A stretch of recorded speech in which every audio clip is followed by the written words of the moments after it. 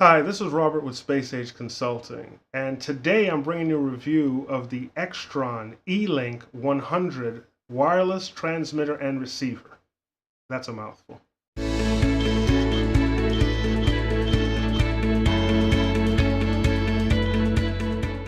So oftentimes when we want to record video, whether it's indoors or outdoors, we encounter situations where we may not want to run cable. And so we might look to getting a way to transmit from the camera to either a recorder or a switcher wirelessly. And so I was looking at a couple of different products, and I contacted my friends at Sandy Audio Visual, and they enabled me to get this Extron eLink 100 transmitter and receiver. So I decided to run a couple of tests with it. We took it out to about 70 or 80 feet and looked to see if there was going to be a dropout due to distance.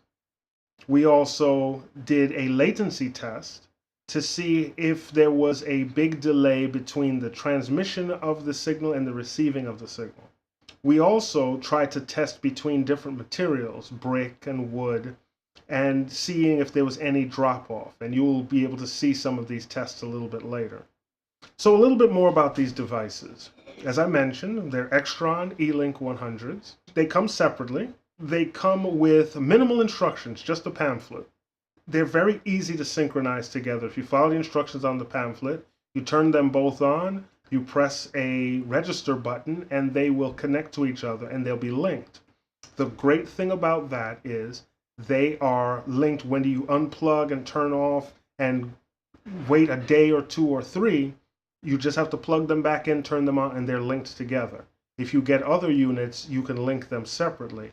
But I've used this 4 different times, and I haven't had to relink them every single time. It is really just a plug-and-play operation at that point. So let's take a look at the distance test. So after getting the Extron E100 transmitter and receiver set up, we decided to take it out and put it in a field and see how well it would work with some real distance here. So I brought it to the church. Right now we're recording about 60 feet away, right to that corner. And we will see how well it picks up, whether there's any drop-offs, whether there's any serious problems. Now this is almost directly line of sight, so I don't think we'll have any issues. Then we're going to take it all the way up to this window where our regular control room is and see if we'll still be able to transmit across that distance. All right, so now we have the receiver all the way up in this window, and I'm not sure what the latency is like. When it was close by, I know there wasn't much latency, so I don't know what it's like at this point from such a distance, but I'm guessing that you're not going to get much more latency than before. As you can see, we are recording through a window, and we're not getting any dropouts. Are we getting any dropouts? Nope, we're not getting any dropouts. So what we're going to do now, as you can see around the window, is brick. So we're going to see if this will transmit through brick. So go ahead and move it behind the window and we'll see if there's a dropout. So now apparently the signal has come back, and once we go back and do the edit, we'll see how much time was dropped out, whether the brick wall was really impeded the signal. All right, so now I'm in the location where we would be recording with this camera. And as you can see, we have an impediment. Between us and the window is actually this wooden wall. So this wooden wall is right here, and that will be blocking the signal. But as you can see, we still have signal going from the transmitter to the receiver. The transmitter is sitting right here on the ledge, and the receiver is all the way, not even hanging out the window, though I think when our day of worship comes, we will have the unit hanging out the window just to... All right, so we did experience a dropout for a few seconds, and that's going to be a shame. But we'll probably just have to extend the power cord and hang the unit outside the window so that we don't have an issue of it dropping out. I think it'll be fairly important for us to get a consistently clear signal, and so, well, we're just going to have to do what we have to do. Now let's take a look at the latency test that I did. What's the lag time between the transmission and receiving? In certain environments, that's going to be very important. If you're trying to synchronize multiple cameras together and the wireless transmitter causes major lag, say you're watching a sporting event where time is of the essence, the lag would be a problem. But as you can see here, the lag's not too bad. I can't count microseconds myself, but this seems pretty responsive, and you have to take into account whether there's any lag with the monitor. But this seems pretty responsive, so I'm quite sure we can hook it up to a video switcher and you won't get a lot of drop-off with time. As I'm going through the switcher and I'm going through the multi-viewer, this is to see if latency affects going through a switcher. Now, granted, I'm not doing this over a tremendous distance. This is maybe 5 feet between the receiver and transmitter. And eventually we'll hope to run it live during a production to see how well it works. And hopefully we'll be able to show that video later.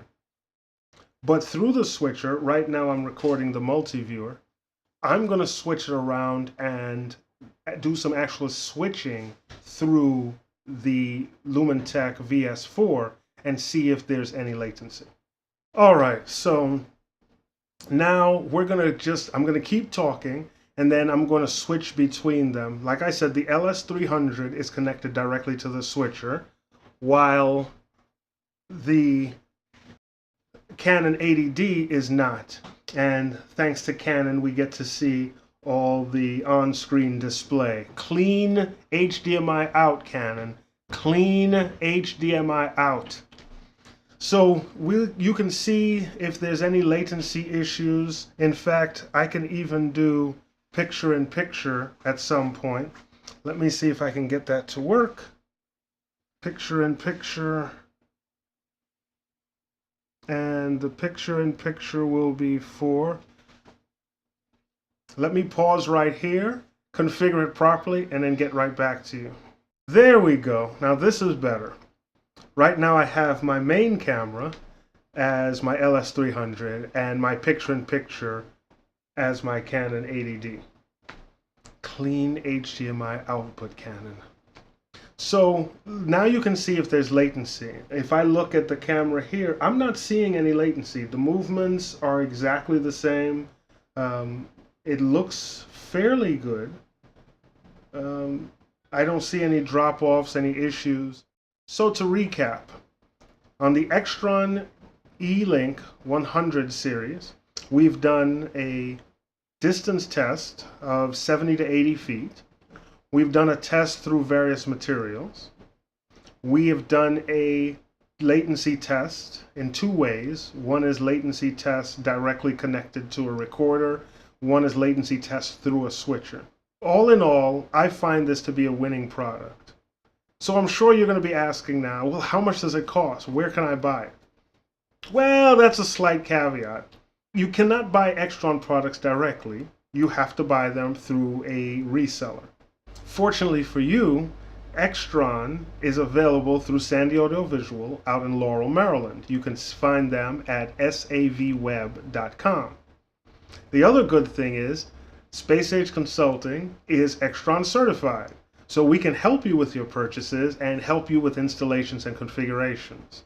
So if you have any required Extron needs, you can contact us. Being Extron certified is a great thing. It means you can access their website, get all their manuals, have access to all their product line. And being able to have access to the manuals and to be able to get the great customer support has been really good.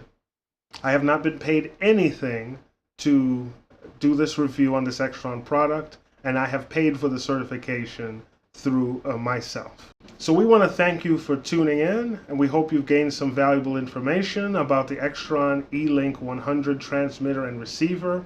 These are wireless HDMI transmitters and receivers. Hopefully you have gained some information about how well they work.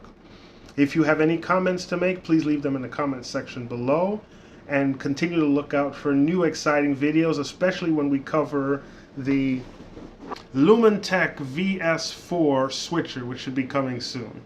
As always, thanks for watching, and here's hoping you'll see me soon.